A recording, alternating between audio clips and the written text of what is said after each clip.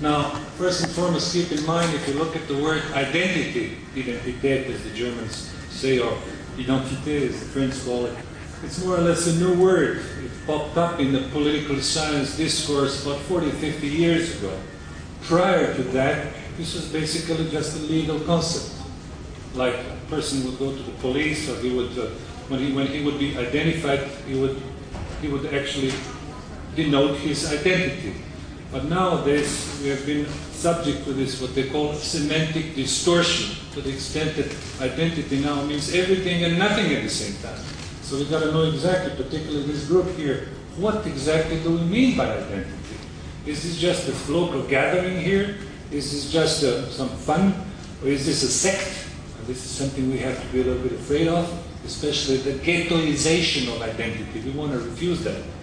This is not fun. This is our destiny identity. And I'll try to explain that. Now, think about this, if I can just back up a little bit. My parents, or your parents, it never ever crossed their mind to raise this question, what is my identity? My parents never asked that question. I'm sure your parents or your grandparents never asked that question. Why? Because they knew what their identity was. They were affiliated to their nation, their tribe, their religion, their family. They lived in a rather closed world, and they never had any doubts or any anxiety as to the possible loss of their identity.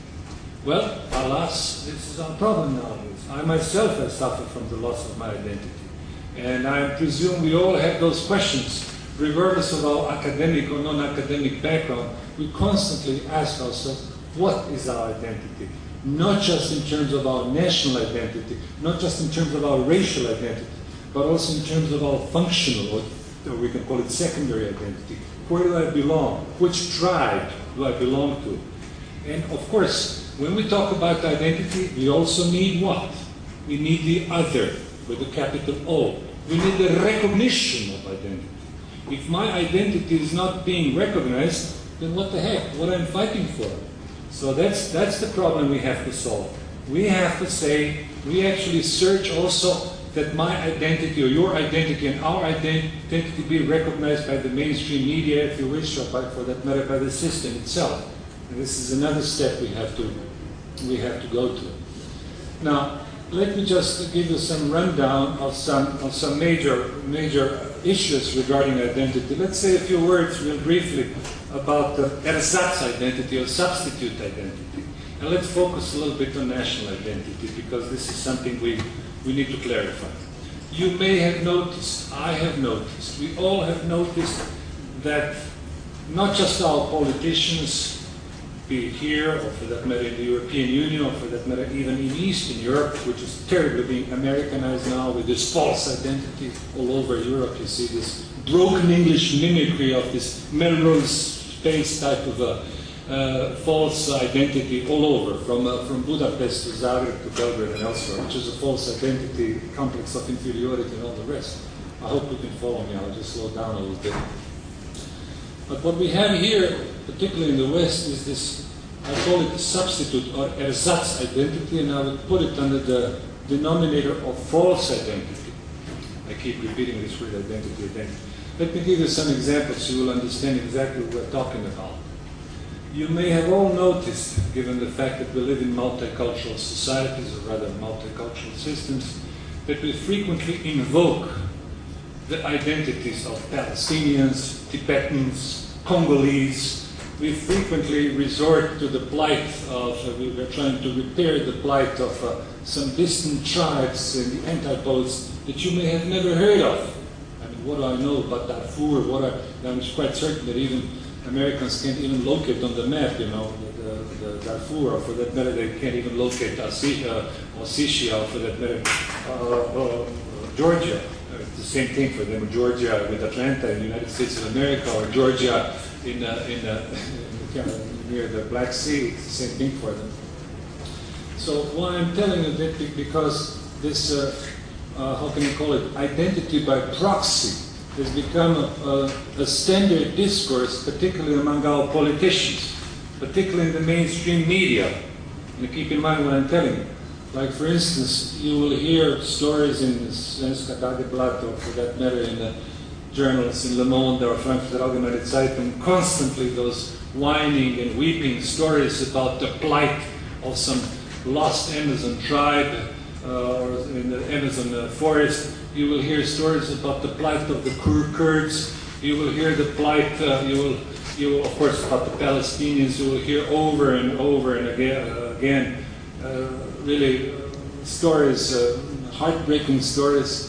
And then, wait a second, I asked myself a question, with all due respect for those peoples and those races, what about my identity? Let me give you another example, you'll understand what I'm saying.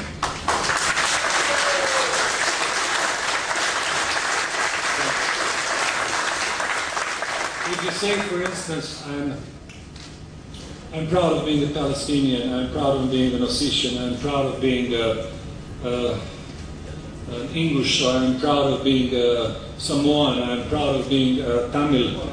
Well, you can say that, but try to say, ich bin stolz Deutsch zu sein. Try to say, for instance, I'm proud of being a Swede. Oh, wait a second, you might run into some troubles, especially at your university, especially in the mainstream press. So you better avoid saying, I'm proud of being white and I'm proud of being European in the mainstream press. So we can see this hypocrisy on the part of the system. On the one hand, here we hear stories pontificating about the plight of millions of tribes, of hundreds of tribes, with all due respect, as I said. But at the same time, I ask myself the question, why am I not being allowed to say I'm proud of being European, white, and Christian? Why is it forbidden to me? Why is this? Why do we use those double standards? So keep that in mind. So one thing I can say, this is my first concluding remark, let's try to get away from these guilt feelings. I could probably spend an hour and talk about the psychological aspects of guilt feelings. Those guilt feelings are basically the secular transpositions of Christianity that are seeping over in our daily discourse, but to a large extent those guilt feelings that is being infused in our mind from the liberal and leftist and communist media and from the politicians, from all politicians, is basically, it also stems, actually, it originated after the Second World War. So you have to be afraid, you have to be scared, you have to constantly, how can I say, yell mea culpa, you understand what that means, mea maxima culpa, you constantly have to say, well, look, we didn't mean that, we were not racist. We always have to use those negative sentences, never affirmative. No, I'm not a racist. No, I'm not an anti-Semitic. No, I'm not this. No. So we actually, basically, we're all victims of those guilt feelings. And I'm suggesting to you again, try to avoid those guilt feelings. Be proud of what you are.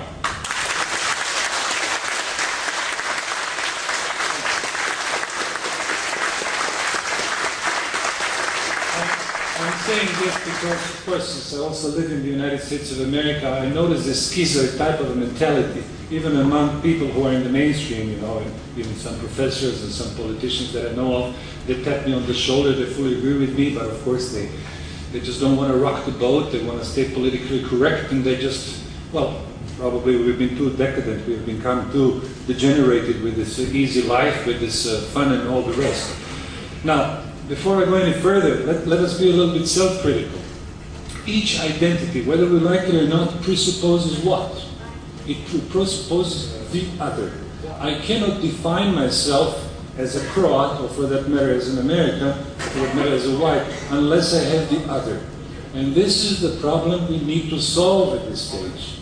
Because the discourse of the 19th century about this petty nationalism is harmful to us. Some of you may disagree with me, but that's the fact of the matter. We can no longer use paradigms, or what do you mean, like words or structures that our grandparents did. The fact of the matter is that nationalism, as we have known it until relatively recently, here in Europe in particular, has been deeply harmful to us, disastrous. And I frequently wonder, I frequently even argue and quarrel with my fellow Croats. And I call this a negative legitimacy, or let's call it negative identity, and let's try to develop this a little bit better. I tell them, why do you guys, Croats, why do you have to be so anti-Serb in order to define your identity? Can you be Croats without having the opposite culture?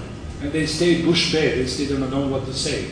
And this is something we need to work upon, because we live now in a different age, in a postmodern age, where the concept of territoriality, where the classical concept of rootedness, you know what Wurzel means, rootedness, is no longer valid. I don't want to hurt the feelings here of people who live in Sweden, in different parts of the region of Sweden, which I don't know well.